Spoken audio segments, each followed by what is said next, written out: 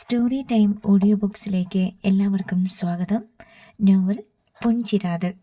ജയ ഓഫീസിലേക്ക് റെഡിയായി താഴെ ജയേഷ് എത്തുമ്പോഴാണ് രതീഷിൻ്റെ വിളി. ജയേഷ് നിന്നു. ഹാളിലെ സെറ്റിയിലിരുന്ന് മടിയിൽ വെച്ചിരിക്കുന്ന ലാപ്ടോപ്പിൽ ധൃതിയിൽ ഏതോ ഫയൽ തിരയുന്നതിനിടയിലാണ് വിളി. അയാളും ഓഫീസിലേക്ക് പോകാൻ റെഡിയായി തന്നെയായിരിക്കുകയാണ്. 24 മണിക്കൂറും ബിസിനസ് തിരക്കിൽ തന്നെയായിരിക്കും എപ്പോഴും രതീഷ്. ജയേഷിനും അതറിയാം. എന്താണ് ഏട്ടാ? രതീഷിൻ്റെ അടുത്തേക്ക് ചെന്ന് എതിരെ കിടന്നിരുന്ന സിംഗിൾ സെറ്റിയിലേക്ക് ചാരിയിരുന്നുകൊണ്ട് ജയേഷ് ചോദിച്ചു. കലയുടെ വീട്ടിൽ വന്നു നിൽക്കുന്ന ആ പെണ്ണുണ്ടല്ലോ, കൃഷ്ണപ്രഭ, ജ്യോതിയുടെ കസിൻ. ലാപ്ടോപ്പിൽ നിന്ന് കണ്ണെടുക്കാതെ രതീഷ് ചോദിച്ചു. കലേഷ് അവളെ പിടിച്ചോണ്ട് പോകുന്നതിൽ നിനക്കും പങ്കുണ്ടെന്ന് കേട്ടു. കലേച്ചി പറഞ്ഞതാണോ? ജയേഷ് ചോദിച്ചു. നിനക്കതിൽ പങ്കുണ്ടോ എന്ന് പറഞ്ഞാൽ മതി. രതീഷ് മുഖമുയർത്തി. ജയേഷ് കണ്ടു. ഏട്ടൻ്റെ മുഖത്ത് ഗൗരവമുണ്ട്. കണ്ണുകളിലും ഇഷ്ടപ്പെടാത്തത് കണ്ടാൽ മുഖത്തടിച്ചതുപോലെ സംസാരിക്കുന്ന പ്രകൃതമാണ്. അച്ഛന് പോലും ആ സ്വഭാവം അറിയാം. ജയേഷിനൊരു കാര്യം മനസ്സിലായി. കലേഷ് പെട്ടെന്ന് പ്രഭയെ വീട്ടിൽ കൊണ്ടുവന്നതിൻ്റെ ന്യായീകരണത്തിൽ കലയേട്ടത്തി തൻ്റെ പേര് കൂടി ചേർത്തു. അതിനപ്പുറം അവരുടെ കുടില ബുദ്ധി ഏട്ടൻ അറിഞ്ഞിട്ടില്ല. നീ എന്താടാ ഒന്നും മിണ്ടാത്തത്? രതീഷ് വീണ്ടും ചോദിച്ചു. ഏട്ടാ, കലേഷ് പെട്ടെന്ന് എന്നെ വിളിച്ചു വരുത്തിയിട്ടൊരു ഹെൽപ്പ് വേണമെന്ന് പറഞ്ഞപ്പോൾ ചെയ്യേണ്ടിരിക്കാൻ പറ്റിയില്ല. മെഡിക്കൽ കോളേജിലെ സ്റ്റുഡൻസ് അല്ലെങ്കിൽ അവനെ കൈവയ്ക്കുമായിരുന്നു. അല്പം വിശ്വസനീയമായ കള്ളം ചേർത്ത് ജയേഷ് പറഞ്ഞു ഫലിപ്പിച്ചു. നിനക്ക് അന്നേരം എന്നെ ഒന്ന് വിളിക്കാമായിരുന്നു. അത് പറ്റിയില്ലേട്ടാ. രതീഷ് ഒന്നമർത്തി മൂളി. എന്നിട്ട് വേഗം മുറ്റത്തേക്ക് ഇറങ്ങി തൻ്റെ കാർ സ്റ്റാർട്ട് ചെയ്ത് ഗേറ്റ് കടന്നുപോയി. ജയേഷ് ഊറിച്ചിരിച്ചു. ഏട്ടനോട് കള്ളം പറഞ്ഞ് നീ പിടിച്ചു നിന്നു. പെട്ടെന്ന് പിന്നിൽ കലയുടെ ശബ്ദം കേട്ട് ജയേഷ് തിരിഞ്ഞു നോക്കി. നീ രക്ഷപ്പെട്ടെന്നൊന്നും കരുതണ്ട. ഏട്ടൻ എന്നേലും സത്യം അറിയും. കല ഗൗരവത്തിൽ പറഞ്ഞു. ഏട്ടനോട് കള്ളം പറഞ്ഞ കലേച്ചിയും പിടിച്ചു നിന്നത്. രക്ഷപ്പെട്ടെന്ന് കലേച്ചിയും കരുതണ്ട. എന്നേക്കാൾ പേടിക്കേണ്ടത് കലേച്ചി തന്നെയാ. അത് മറക്കണ്ട, ജയേഷ് പറഞ്ഞു. കലയുടെ മുഖം കടുത്തു. ഒരാഴ്ച കഴിഞ്ഞു. ഹോസ്റ്റലിൽ ഡോർമെട്രിയിലെ തൻ്റെ ബെഡിൽ ചാരിക്കിടന്ന് പഠിക്കുകയായിരുന്നു പ്രഭ. അവൾക്ക് ഫസ്റ്റ് ഇയറിൻ്റെ മോഡൽ എക്സാമിനേഷൻ തുടങ്ങാറായിരിക്കുന്നു. അപകടം നടന്നതുകൊണ്ട് കുറച്ച് ദിവസം നഷ്ടപ്പെട്ടുവെങ്കിലും ഹോസ്റ്റലിലെത്തിയതോടെ അവൾ ഉത്സാഹവതിയായിരുന്നു. കൃഷ്ണേ, നിനക്ക് വിസിറ്ററുണ്ട്. ഡോർമെട്രിയിലേക്ക് കയറി വന്നുകൊണ്ട് കൂടെ പഠിക്കുന്ന മരിയ പറഞ്ഞു. പ്രഭ വേഗം ബുക്കടച്ചു. കലേട്ടനാവും നിന്റെ അച്ചുമാമയ. പ്രഭയ്ക്ക് പൂർവ്വവാധികം ഉത്സാഹമായി. പുതുജീവൻ വെച്ചതുപോലെ അച്യുതൻകുട്ടി ഹോസ്റ്റലിലെ വിസിറ്റേഴ്സ് റൂമിലായിരുന്നു. പ്രഭ വേഗം അങ്ങോട്ട് ചെന്നു. അച്ചുമാമ തനിച്ചേയുള്ളോ? ചുറ്റും നോക്കിയിട്ട് അവൾ ചോദിച്ചു. മണിയാൻറ്റി എന്തിയെ? അവിടുത്തെ കാര്യം നിനക്കറിയത്തില്ലേടി? അരികിൽ വന്നിരുന്ന പ്രഭയെ വാത്സല്യത്തോടെ ഒന്ന് തഴുകിയിട്ട് അച്യുതൻകുട്ടി പറഞ്ഞു. അവൾ അടുക്കളയിൽ തന്നെയാ. പ്രഭ ചിരിച്ചു. അവളുടെ മുറിവിൻ്റെ ഭാഗത്ത് ഇപ്പോൾ ചെറിയൊരു ബാൻഡേജ് മാത്രമേ ഉള്ളൂ. എല്ലാം കുറഞ്ഞു അല്ലേ? അച്യുതൻകുട്ടി അതിലേക്ക് നോക്കിക്കൊണ്ട് പറഞ്ഞു. ഈശ്വരാധീനം. നിനക്കെന്താ മോളെ ഒരു ഉത്സാഹക്കുറവ്? എല്ലാം കുറഞ്ഞെന്ന് പറയുമ്പോഴും നിന്റെ മുഖത്ത് നല്ല ക്ഷീണമുണ്ടല്ലോ. പ്രഭ വെറുതെ ചിരിച്ചതേയുള്ളൂ. അച്യുതൻകുട്ടി അവളെ ആകെയൊന്ന് ശ്രദ്ധിച്ചു. തൻ്റെ ഒപ്പം പുതിയോട്ട് നിൽക്കുമ്പോൾ ഇവൾക്ക് എന്ത് നല്ല പ്രസരിപ്പായിരുന്നു. ഓടി നടന്നായിരുന്നു ജോലികൾ പോലും ചെയ്തിരുന്നത്. എന്നാലും ഒട്ടും ക്ഷീണമില്ല. കർപ്പൂരം കത്തിച്ചൊഴിഞ്ഞ പ്രകാശമായിരുന്നു മുഖത്തെപ്പോഴും. ഇപ്പോൾ പക്ഷേ ഈ ചിരിയിൽ പോലും ഉണ്ട് ക്ഷീണം. അയാൾക്ക് ആദ്യമായി ഒരച്ഛൻ്റെ പൂർണ്ണമായ വാത്സല്യം തോന്നി പ്രഭയോട്. ആ വാത്സല്യത്തോടെ തന്നെ ചോദിച്ചു. നിനക്ക് എന്തു പറ്റി മോളെ? അച്ചുമാമയോട് സത്യം പറയേ. ഞാൻ നിന്നെ കാണാൻ ആ വീട്ടിലേക്ക് പിന്നെ വരാഞ്ഞിട്ടാണോ? അന്വേഷിക്കാഞ്ഞിട്ടാണോ? അല്ല അച്ചുമാമേ, പ്രഭ പറഞ്ഞു. അങ്ങോട്ട് വന്ന് ആ വീട്ടിലുള്ളവരുടെ വായിലിരിക്കുന്നത് പിന്നെയും കേൾക്കണ്ടല്ലോ എന്ന് കരുതിയിട്ടാടി വരാഞ്ഞത്, അയാൾ പറഞ്ഞു. എനിക്കറിയാം അച്ചുമാമേ, നീ ഹോസ്റ്റലിലേക്ക് മടങ്ങിപ്പോന്നുവെന്ന് കലേഷ് പറഞ്ഞു. അപ്പോൾ തൊട്ട് മണി ധൃതി വയ്ക്കുക നിന്റെ വിവരം അറിയാൻ. അവളുടെ ആദ്യം നിനക്കറിയാമല്ലോ. അവൾ തലയാട്ടി. എൻ്റെ മക്കള് എല്ലാം വിവരമില്ലാത്ത നന്ദി കെട്ടതുങ്ങളാ മോളെ. വേണു ഇപ്പോഴില്ല. എന്നാലും ജീവിച്ചിരുന്നപ്പോൾ അവൻ ഒരുപാട് കഷ്ടപ്പെട്ടതാ. 3 പേരുടെയും കല്യാണം നടന്നത് അവൻ്റെ ഒറ്റ കഷ്ടപ്പാട് കൊണ്ടാ. അയാൾ ഖേദത്തോടെ തുടർന്നു. നിന്നെ ഒന്ന് വന്ന് കാണണമെന്ന് പ്രീത പറയുന്നത് കേട്ടു. പക്ഷേ അജയൻ പറഞ്ഞു അതിൻ്റെ ആവശ്യമില്ലെന്ന്. പ്രഭയുടെ മുഖത്ത് വെറുപ്പ് നിറഞ്ഞു. അച്യുതൻകുട്ടി അത് ശ്രദ്ധിച്ചു. ആകട്ടെ, നീ ഇനി എന്നാ കലേഷിൻ്റെ വീട്ടിലേക്ക് മടങ്ങിപ്പോകുന്നത്? അയാൾ വിഷയം മാറ്റി. മോഡൽ എക്സാം കഴിയുമ്പോൾ 2 ആഴ്ച ലീവുണ്ട്. പക്ഷേ അങ്ങോട്ട് മടങ്ങിപ്പോകാൻ എനിക്ക് വയ്യ അച്ചുമാമേ. അവൾ ശബ്ദം താഴ്ത്തി. എന്താ മോളെ? കലേട്ടൻ്റെ നിർബന്ധവും വാശിയും, പിന്നെ എൻ്റെ ഫ്രണ്ട്സ് തന്ന ധൈര്യവും. അതുകൊണ്ടാ, റെസ്റ്റ് ആവശ്യമായതുകൊണ്ടും മാത്രമാ ഞാൻ ആ വീട്ടിൽ കഴിഞ്ഞത്. സത്യത്തിൽ ആ വീട്ടിൽ അങ്ങനെ കഴിയാൻ എന്തവകാശമാണ് എനിക്കുള്ളത്? ശരിയാ മോളെ. ഇന്നിപ്പോൾ മോഡൽ കഴിഞ്ഞുള്ള അവധി ഹോസ്റ്റലിൽ കഴിച്ചു കൂട്ടിയാലും എക്സാം കഴിയുമ്പോൾ കോളേജ് അടയ്ക്കും. എല്ലാവരും ഹോസ്റ്റൽ വിട്ടു പോകും. മിസ്സും പൂട്ടും. എനിക്ക് മാത്രം പോകാൻ ഇപ്പോഴൊരു വീടില്ലാണ്ടായില്ലേ അച്ചുമാമേ. പ്രഭയ്ക്ക് കണ്ണുകൾ നിറഞ്ഞു. ഫ്രണ്ട്സ് പറഞ്ഞു അവരുടെ കൂടെ ചെല്ലാൻ. കലേട്ടൻ അത് സമ്മതമല്ല. ഒരു ഫ്ലാറ്റ് റെൻറ്റിനെടുത്ത് താമസിക്കുന്ന കാര്യ കലേട്ടൻ പറഞ്ഞത്. എനിക്കത് പറ്റില്ലെന്ന് ഞാൻ പറഞ്ഞു. മോളെ, അത് അച്യുതൻകുട്ടി പറഞ്ഞു. ആ വീട്ടിലായിരുന്നപ്പോൾ ശത്രുപക്ഷത്താണെങ്കിലും ഗംഗാധരനും ചന്ദ്രമതിയും ഉണ്ടായിരുന്നു കൂടെ. ഫ്ലാറ്റ് എന്നൊക്കെ പറയുമ്പോൾ നിങ്ങൾ തനിച്ചാവും. ഞാനും അത് തന്നെയാ പറഞ്ഞത്. കലേട്ടൻ അത് മനസ്സിലാവുകയും ചെയ്തു. അല്ലെങ്കിലും ഒന്നിച്ച് താമസിക്കാൻ ഞങ്ങൾ തമ്മിൽ എന്ത് ബന്ധമാ അച്ചുമാമി ഉള്ളത്? ഞങ്ങൾ ചെന്നാൽ ആരെങ്കിലും ഫ്ലാറ്റ് തരുമോ? ഫ്ലാറ്റ് കിട്ടണമെങ്കിൽ നിങ്ങൾ ഉടനെ വിവാഹം കഴിക്കേണ്ടി വരും, അച്യുതൻകുട്ടി പറഞ്ഞു. പക്ഷേ അത് നിങ്ങൾ രണ്ടാളും നല്ലോണം ആലോചിച്ചെടുക്കേണ്ടുന്ന ഒരു തീരുമാനമാണ്. അതെ അച്ചുമാമി, എനിക്കറിയാം. നല്ലതുപോലെ ആലോചിച്ചില്ലെങ്കിൽ എൻ്റെ എല്ലാ ലക്ഷ്യങ്ങളും അതോടെ താറുമാറാകും. അത് തന്നെയാണ് എൻ്റെ സങ്കടവും. പ്രഭയ്ക്ക് കരച്ചിൽ വരുന്നുണ്ടായിരുന്നു. അച്യുതൻകുട്ടി അതും ശ്രദ്ധിച്ചു. അയാൾ എഴുന്നേറ്റു. നിന്റെ ഈ സങ്കടം എനിക്ക് നല്ലോണം മനസ്സിലാകുന്നുണ്ട് പ്രഭേ. ഈ ഭൂമിയിൽ സ്വാതന്ത്ര്യത്തോടെ കയറിച്ചെല്ലാനൊരു വീടും അവകാശത്തോടെ ആശ്രയിക്കാൻ ഒരാളും ഇല്ലാത്ത ഒരു മനുഷ്യജീവിയുടെ സങ്കടമാണിത്. അയാൾ ദീർഘമായി ഒന്ന് നിശ്വസിച്ചു. ആരെതിർത്താലും നിന്നെ ഞാൻ പുതിയോട്ടേക്ക് തന്നെ തിരിച്ചു കൊണ്ടുപോവുകയും ചെയ്തേനെ. പക്ഷേ മോൾ, എത്ര നാളെ എനിക്കിനി ആ വീട്ടിൽ പൂർണ്ണമായ അവകാശമുണ്ടെന്ന് ദൈവത്തിനെ അറിയത്തുള്ളൂടി. അതാ പ്രശ്നം. എന്തു പറ്റി അച്ചുമാമേ? പ്രഭ അന്താളിച്ചു. എൻ്റെ മക്കൾ 3 പേരും ഇപ്പോൾ വീട്ടിലുണ്ട്. അതെനിക്കറിയാമല്ലോ. ഉള്ളത് നുള്ളിക്കീറി വീതിച്ചെടുക്കാനുള്ള യുദ്ധമാണ് ഇപ്പോൾ നടക്കുന്നത്. വീതം വയ്ക്കാനോ? അജയനടി തുടക്കം. പ്രീതയ്ക്കും കുഞ്ഞുങ്ങൾക്കും താമസിക്കാൻ നാട്ടിൽ വീടില്ലെന്ന്. അപ്പോൾ ദീപുവിനും പ്രിയയ്ക്കും താമസിക്കാൻ വീടില്ലെന്നായി. ജ്യോതിക്കും വീടില്ല. അയാൾ സ്വയം പരിഹസിച്ചു. എൻ്റെ മക്കളുടെ ഈ പ്രായത്തിൽ 3 മക്കളുള്ള ഒരു കുടുംബം ഞാൻ ഒറ്റയ്ക്ക് പോറ്റി. സ്ഥലം വാങ്ങി, വീട് പണിയും തുടങ്ങി. പക്ഷേ അവർക്ക് മൂർവർക്കും കിട്ടുന്ന വരുമാനം ഒന്നിനും തികയുന്നില്ലെന്ന്. അപ്പോൾ പോരാത്തതൊക്കെ കൊടുക്കേണ്ടതാരാ? ഈ ഞാൻ അവരുടെ അച്ഛനായി പോയില്ലേ? പ്രഭ കണ്ടു അയാളുടെ നെഞ്ചു പൊടിയുന്ന നൊമ്പരം. അവളോട് യാത്ര പറയുകയായിരുന്നു അച്യുതൻകുട്ടി. പോകാനിറങ്ങുമ്പോൾ ഇതുകൂടി പറഞ്ഞു. ലേലം വിളിയാടി നടക്കാൻ പോകുന്നത്. ആരും കടുകിട വിടുമെന്ന് തോന്നുന്നില്ല. ഞാനും മണിയും ആരുടെ ലേലത്തിൽ പെട്ടുപോകുമെന്ന ഇപ്പോൾ എൻ്റെ പേടി. അയാൾ ഹോസ്റ്റലിൻ്റെ ഗേറ്റ് കടക്കുന്നത് വരെ പ്രഭ നോക്കി നിന്നു. ആ അച്ഛൻ്റെ ആശ്രയവും തനിക്ക് നഷ്ടപ്പെടുകയാണെന്ന് വേദനയോടെ അവൾ അറിഞ്ഞു. അച്യുതൻകുട്ടി വീട്ടിലെത്തുമ്പോൾ കൊടുങ്കാറ്റ് വീശുന്ന മട്ടിൽ നിൽക്കുകയായിരുന്നു സുമിത്ര. പ്രിയ ഫോണിൽ വിളിച്ച് ആവലാതി പറഞ്ഞിട്ട് ഓടിയെത്തിയതാണവർ. എന്നതാ ചേട്ടാ ഞാനീ കേൾക്കുന്നേ? മണിയമ്മയോട് ആവലാതി പറഞ്ഞുകൊണ്ടിരുന്ന സുമിത്ര അച്യുതൻകുട്ടിയെ കണ്ടപാടെ അങ്ങോട്ട് തിരിഞ്ഞു. ഹാളിൽ മണിയമ്മയെ കൂടാതെ പ്രിയയുമുണ്ട്. ജ്യോതി സ്കൂളിൽ നിന്നും വന്നിട്ടില്ല. ദീപവും അജയനും പുറത്തെവിടെയോ പോയിരിക്കുകയാണ്. പ്രീത കുഞ്ഞുങ്ങൾക്കൊപ്പം മുകളിലും. ആ തൊക്കം നോക്കിയാണ് സുമിത്രയുടെ വരവും ചോദ്യം ചെയ്യലും. ഉള്ളതെല്ലാം എല്ലാവർക്കുമായിട്ട് വീതം ചെയ്യുകയാണെന്ന് കേട്ട് വന്നതാ ഞാൻ, സുമിത്ര വീണ്ടും പറഞ്ഞു. എന്താ, ഒരു വീതം സുമിത്രയ്ക്ക് വേണോ? അച്യുതൻകുട്ടി തീർത്തും ലാഘവത്തോടെ ചോദിച്ചു. ചേട്ടൻ ഇതെന്നാ പറച്ചിലായി പറയുന്നത്? സുമിത്ര എതിർത്തു.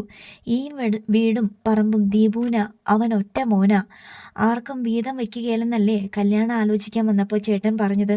പിന്നെ ഇതെന്നാ ഇപ്പോൾ കാട്ടിക്കൂട്ടുന്നേ? ഭാരതം ഒന്നായി കിടക്കുവല്ലായിരുന്നോ? വീതം വയ്ക്കുമെന്ന് ആരെങ്കിലും വിചാരിച്ചതാണോ? എന്നിട്ടും ഇന്ത്യയും പാകിസ്ഥാനുമായിട്ട് 2ആയിട്ട് വീതം വെച്ചില്ലേ? ഓരോ സമയത്ത് ഓരോന്ന് നടക്കും സുമിത്രേ. അത് ആരുടെയും കുറ്റമല്ല. ഇന്ത്യയും പാകിസ്ഥാനും പോലെയാണോ വീടിൻ്റെ കാര്യം? സുമിത്രയ്ക്ക് രോഷം വന്നു. അല്ല, അച്യുതൻകുട്ടി സമ്മതിച്ചു. വീട് ആര് സംരക്ഷിക്കുന്നു അവർക്കാണ് അവകാശം. സുമിത്രയെ മകളെ പഠിപ്പിച്ച് വിട്ടതെന്താ? ഈ വീട് സംരക്ഷിക്കാനാണോ അതോ നശിപ്പിക്കാനാണോ? സുമിത്രയ്ക്ക് നാവിറങ്ങി. അച്ഛൻ എന്താ അങ്ങനെ പറഞ്ഞത്? ഞാൻ ഈ വീട് നശിപ്പിച്ചോ? പ്രിയ തട്ടിക്കയറി. എന്നാ പറയടി, നീ ഈ വീട്ടിൽ വന്നിട്ട് 5 വർഷം കഴിഞ്ഞു. ഈ വീട് ഒരിക്കലെങ്കിലും അടിച്ചു തളിച്ച് വൃത്തിയാക്കി വിളക്ക് കത്തിച്ചിട്ടുണ്ടോ? ഒരിക്കലെങ്കിലും ഒരു നേരത്തെ ഭക്ഷണം ഉണ്ടാക്കി എനിക്കും മണിക്കും വിളമ്പി തന്നിട്ടുണ്ടോ? അച്യുതൻകുട്ടി ചീറി. പിന്നെ എന്തവകാശത്തിന്റെ പേരിലാടി നിനക്ക് ഞാൻ ഈ വീട് തരുന്നേ? അത് കേട്ടുകൊണ്ടാണ് അജയനും ദീപുവും പുറത്തുനിന്ന് ഹാളിലേക്ക് കയറി വന്നത്.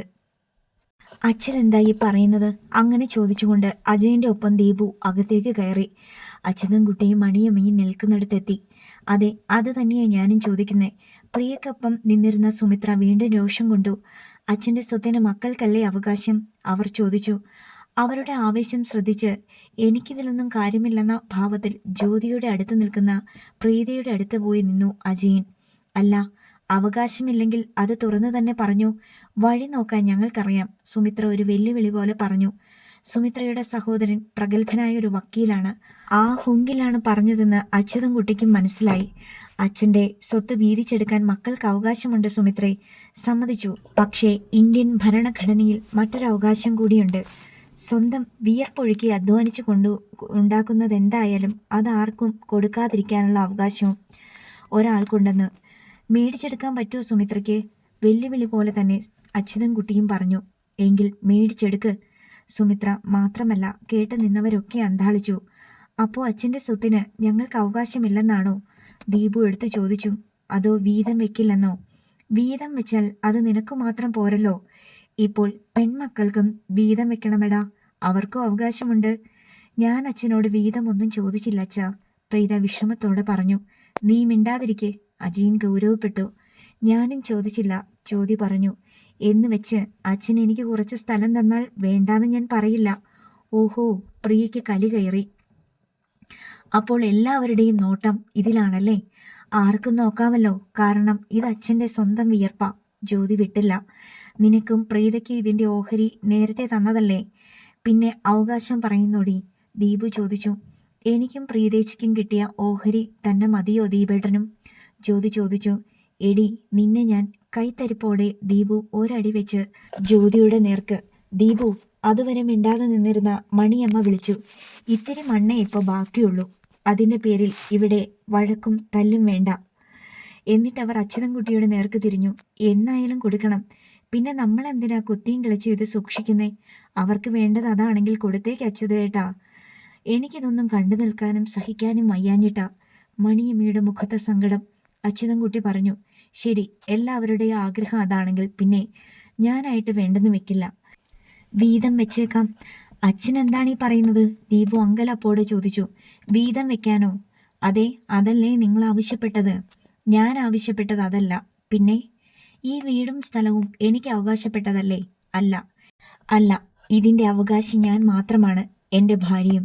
പക്ഷേ ഇതിപ്പോൾ വീതം വെക്കാനാണ് എൻ്റെ തീരുമാനം. വേണ്ടെങ്കിൽ ഇപ്പോൾ പറയണം, പിന്നീട് ആരും ചോദിച്ചു വരരുത്.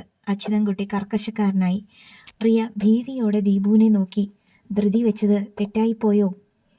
അവസാനത്തെ എക്സാം എഴുതി തീർന്ന് പുറത്തു വരുമ്പോൾ പ്രഭയുടെ മുൻപിൽ ഒരു വലിയ പ്രശ്നം. ഹോസ്റ്റലിൽ നിന്ന് എല്ലാ കുട്ടികളും വീട്ടിലേക്ക് പോകും. വെക്കേഷനാണ്, മെസ്സും പൂട്ടും. താൻ എന്ത് ചെയ്യും? എങ്ങോട്ട് പോകും? സോനു അരികിലെത്തി പറഞ്ഞു. നാളെ എൻ്റെ മമ്മിയും ഡാഡിയും വരും. നീ കലേഷിൻ്റെ വീട്ടിലേക്ക് പോകില്ലെന്നല്ലേ പറഞ്ഞത്? ഞങ്ങളുടെ കൂടെ പോരടാ. വെക്കേഷൻ കഴിഞ്ഞ് നമുക്കൊരുമിച്ച് മടങ്ങിപ്പോരാം. പ്രഭയ്ക്ക് ആദ്യം ഒരു മറുപടി പറയാനായില്ല.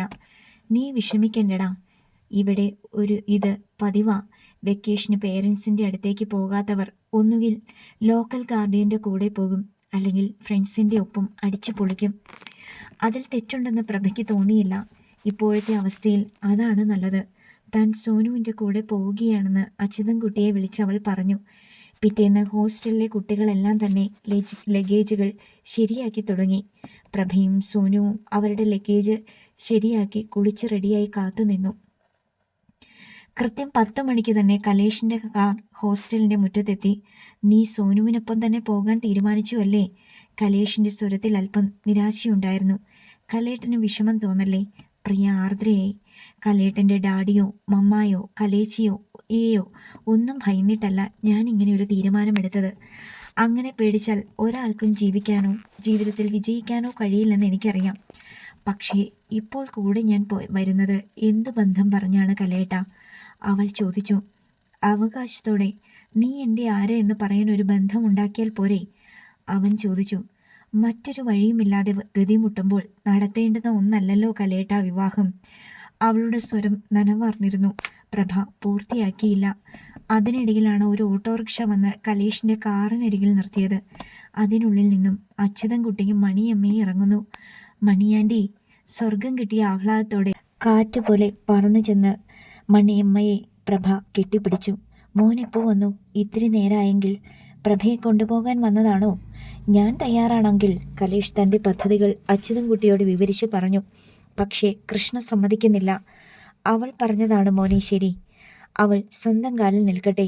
എന്നിട്ട് മതി വിവാഹവും ജീവിതവും ഒക്കെ. അല്ലെങ്കിൽ പഠിത്തം പോകും. ഇല്ലെങ്കിൽ ഞാൻ കൃഷ്ണയെ പഠിപ്പിക്കും. അതെൻ്റെ തീരുമാനമാണ്. കലേഷ് തറപ്പിച്ചു പറഞ്ഞു. നിന്റെ മനസ്സ് നല്ലതാണ്. പക്ഷേ ഇപ്പോൾ നീ അവളെ വിവാഹം ചെയ്താൽ നിന്റെ വീട്ടുകാർ ശക്തമായി എതിർക്കും. അതുണ്ടാകും. അവരുടെ സപ്പോർട്ടില്ലാതെ നിങ്ങൾ ഒറ്റയ്ക്ക് ജീവിക്കേണ്ടി വരും. അതറിയാമെങ്കിൽ എല്ലാം ഫേസ് ചെയ്യാൻ ഞാൻ തയ്യാറാണ്. പക്ഷേ മോനെ, വിവാഹശേഷമുള്ള ഒരു ജീവിതത്തിനിടയിൽ ഒരു കുഞ്ഞോ മറ്റോ ഉണ്ടായിപ്പോയാൽ? കലേഷ് അമ്പരപ്പോടെ നോക്കി. അല്ല, അങ്ങനെ സംഭവിക്കില്ലെന്ന് പറയാൻ പറ്റില്ലല്ലോ. അച്യുതൻകുട്ടി പുഞ്ചിരിച്ചു. അങ്ങനെയായാൽ പിന്നെ പഠനം ഏത് നിലയിലാകും? കലേഷ് നിസ്സഹായതയോടെ നോക്കി. പ്രഭ ഊറിച്ചിരിച്ചു. അതുകൊണ്ട് പ്രഭ പറഞ്ഞത് തന്നെയാണ് നല്ലത്. ആദ്യം പഠനം പൂർത്തിയാക്കുക, പിന്നെ മതി ബാക്കിയെല്ലാം. അച്യുതൻകുട്ടിയുടെ സപ്പോർട്ട് കൂടിയായതോടെ പ്രഭയ്ക്ക് കൂടുതൽ ആത്മവിശ്വാസമായി. നീ പോകാൻ റെഡിയായോ മോളെ? അച്യുതൻകുട്ടി അവൾക്ക് നേരെ തിരിഞ്ഞു. ഉവ്. ലഗേജൊക്കെ എവിടെ? ഡോർമെട്രിയിൽ വെച്ചിട്ടുണ്ട്. അത് ചെന്നെടുത്തോണ്ട് വാ. സോനുവിൻ്റെ പേരൻസ് വന്നിട്ടില്ല അച്ചുമാമേ. അവർ 12 മണിയോട് കൂടിയേ വരൂ. പ്രഭ പറഞ്ഞു. അവർ വരികയോ പോകുകയോ ചെയ്യട്ടെ. നീ അവരുടെ കൂടെ പോകണ്ട. ഞങ്ങളുടെ കൂടെയാ വരുന്നേ. നീ? പ്രഭ അമ്പരന്നു.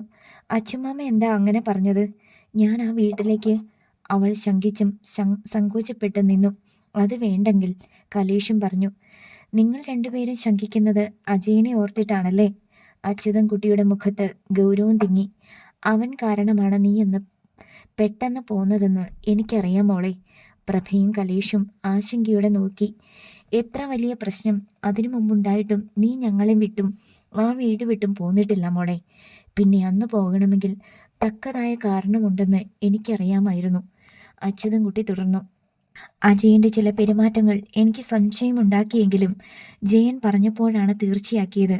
ജയാങ്കിൽ പറഞ്ഞെന്നോ? കലേഷ് ചോദിച്ചു. ഹോസ്പിറ്റലിൽ നിന്നും അന്ന് ഇവളെ പുതിയോട്ടേക്ക് കൊണ്ടുപോയാലോ എന്ന് ഞാൻ ആലോചിച്ചതാ മോനെ. അപ്പോഴാണ് ജയൻ ഇക്കാര്യം സൂചിപ്പിച്ചത്. അയാൾ ആത്മനിന്ദയോടെ പറഞ്ഞു. അവർ ഗൾഫിലായിരുന്നത് കൊണ്ട് നമ്മൾ അറിയാതിരുന്ന ചില കാര്യങ്ങൾ ഈ 3 മാസങ്ങൾ കൊണ്ട് മനസ്സിലാക്കാൻ കഴിഞ്ഞു. ഏതായാലും ഞാനൊരു കാര്യം ചെയ്തു. സ്ത്രീധനത്തിൻ്റെ പോരായ്മയും ജോലിയില്ലാത്തതും ഒക്കെ പരിഹരിച്ച് 10 സെൻറ്റ് സ്ഥലം അവളുടെ പേരിൽ എഴുതി കൊടുത്തു. വീട് വച്ചോളാൻ പറഞ്ഞു. അത് നന്നായി അച്ചുമാമേ, പ്രഭ പറഞ്ഞു. ആരെയും നിരാശപ്പെടുത്തിയില്ല മോളെ. മക്കളെല്ലാവരും നമുക്കെന്നും ഒരുപോലെയല്ലേ? ജ്യോതിക്കും കൊടുത്തു 10 സെൻറ്റ്, ദീപുവിനും കൊടുത്തു 10 സെൻറ്റ്. അപ്പോൾ വീടോ? വീട് വേണമെന്ന് ദീപുവും പ്രിയയും വാശി പിടിച്ചു. അവരോടവിടെ താമസിച്ചോളാൻ പറഞ്ഞു.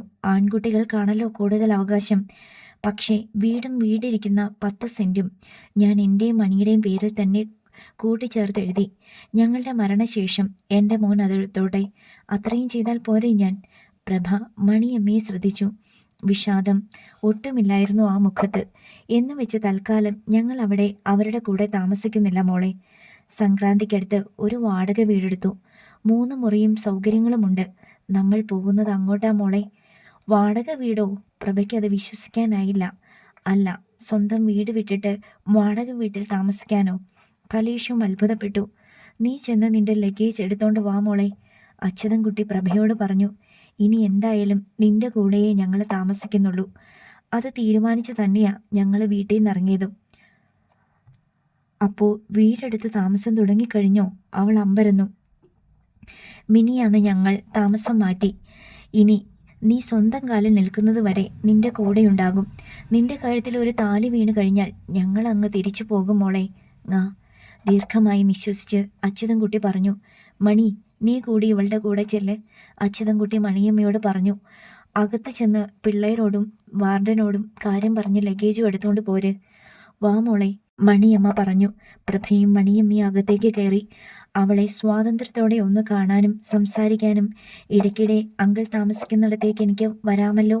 കലേഷ് ചോദിച്ചു. പിന്നെന്താ, നീ വന്നോടാ, അച്യുതൻകുട്ടി സന്തോഷത്തോടെ പറഞ്ഞു. അപ്പോഴേക്കും മണിയമ്മയും പ്രഭയും ലഗേജുകളുമായി പുറത്തേക്ക് വന്നു. കയറിക്കോ കൃഷ്ണേ, കാറിൻ്റെ ഡോർ തുറന്നു പിടിച്ച് കലേഷ് പറഞ്ഞു. ഞാൻ തന്നെ നിങ്ങളെ അവിടെ ആക്കാം. ആയിക്കോട്ടെ. അച്യുതൻകുട്ടി തന്നെ ആദ്യം കയറി മുൻ സീറ്റിലിരുന്നു. പിൻ സീറ്റിലേക്ക് പ്രഭയും മണിയമ്മയും കാർ മെല്ലെ ഹോസ്റ്റലിൻ്റെ ഗേറ്റ് കടന്നു. പ്രഭയുടെ ജീവിതത്തിൻ്റെ മറ്റൊരു ഘട്ടത്തിലേക്കുള്ള യാത്ര നീങ്ങി. അവളുടെ മിഴികൾ അച്യുതൻകുട്ടിയിലും മണിയമ്മയിലുമായി.